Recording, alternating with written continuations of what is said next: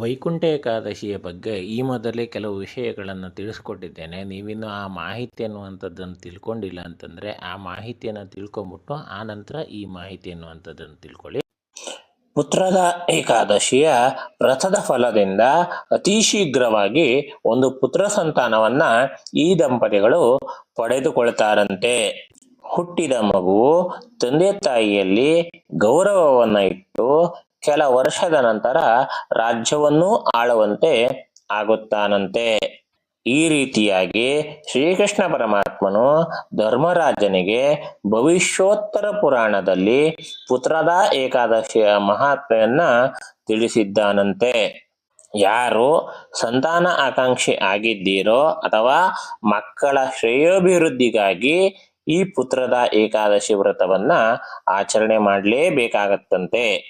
ಇನ್ನು ವೈಕುಂಠ ಏಕಾದಶಿ ಇದನ್ನ ದಕ್ಷಿಣ ಭಾರತದಲ್ಲಿ ಅತ್ಯಂತ ವಿಜೃಂಭಣೆಯಿಂದ ಆಚರಣೆ ಮಾಡುವ ಪದ್ಧತಿ ಅನ್ನುವಂಥದ್ದು ಮೊದಲಿನಿಂದಲೂ ಕೂಡ ನಡೆದುಕೊಂಡು ಬಂದಿದೆ. ಅದರಲ್ಲೂ ವಿಶೇಷ ಏನೆಂದರೆ ವಿಷ್ಣುವಿನ ದೇವಸ್ಥಾನಗಳಲ್ಲಿ ಉತ್ತರ ದಿಕ್ಕಿನಲ್ಲಿ ಇರುವ ದ್ವಾರ ಅಂದ್ರೆ ವೈಕುಂಠ ದ್ವಾರವನ್ನ ಪ್ರವೇಶಿಸಿ ದೇವರನ್ನ ನೋಡಲು ದೇವಸ್ಥಾನದವರು ಅವಕಾಶವನ್ನ ಮಾಡಿರುತ್ತಾರೆ. ಈ ದಿನ ವೈಕುಂಠ ದ್ವಾರದಿಂದ ಹೋಗಿ ಮಹಾವಿಷ್ಣುವನ್ನ ನೋಡುವುದರಿಂದ ನಮಗೆ ವೈಕುಂಠ ಲೋಕ ಎನ್ನುವಂಥದ್ದು ಪ್ರಾಪ್ತಿಯಾಗುತ್ತದೆ ಅಂತೇಳಿ ಹೇಳ್ತಾರೆ. ಈ ದಿನದಂದು ಮುಕ್ಕೋಟಿ ದೇವತೆಗಳೂ ಸಹ ವೈಕುಂಠ ಲೋಕಕ್ಕೆ ಬಂದು ವೈಕುಂಠ ಲೋಕಕ್ಕೆ ಒಡೆಯನಾದ ಮಹಾವಿಷ್ಣುವಿನ ದರ್ಶನವನ್ನ ಪಡೆದು ಅನುಗ್ರಹಕ್ಕೆ ಪಾತ್ರರಾಗ್ತಾರಂತೆ. ಅದೇ ಕಾರಣಕ್ಕೆ ಈ ಏಕಾದಶಿಯನ್ನ ವೈಕುಂಠ ಏಕಾದಶಿ ಅಂತೇಳಿ ಕರೆಯುತ್ತಾರೆ.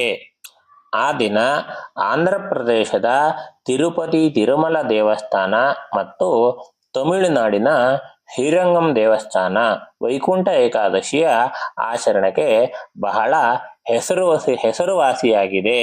ಹಾಗಾದ್ರೆ ಧಾರ್ಮಿಕ ಮಹತ್ವ ಏನಂತ ಕೇಳಿದ್ರೆ ಅಂಬರೀಷ ಮಹಾರಾಜರು ಏಕಾದಶಿ ವ್ರತವನ್ನ ನೋಡಿ ಪಾರಣೆಯನ್ನದನ್ನ ಮಾಡಿ ತೀರ್ಥ ಸೇವಿಸಲು ತಮಗೆ ಅವಮಾನಿಸಿದನೆಂದು ದೂರ್ವಾಸರು 10 ಜನ್ಮ ಪಡೆಯುವಂತವನಾಗುವಂತ ಹೇಳಿ ಶಾಪವನ್ನ ಕೊಡ್ತಾರಂತೆ. ಆದರೆ ಆ ಸಮಯದಲ್ಲಿ ಶ್ರೀಹರಿಯ ಸ್ಮರಿಸುತ್ತಾ ಏಕಾದಶಿಯ ಉಪವಾಸ ವ್ರತವನ್ನ ಮಾಡುತ್ತಿದ್ದ ತನ್ನ ಪರಮ ಭಕ್ತ ಅಂಬರೀಷನ ಭಕ್ತಿಗೆ ಮೆಚ್ಚಿದ ಶ್ರೀಮನ್ನಾರಾಯಣರು ತಾವೇ ಆ ಶಾಪವನ್ನ ತೆಗೆದುಕೊಂಡು 10 ಅವತಾರವನ್ನ ಎತ್ತುತ್ತಾರಂತೆ.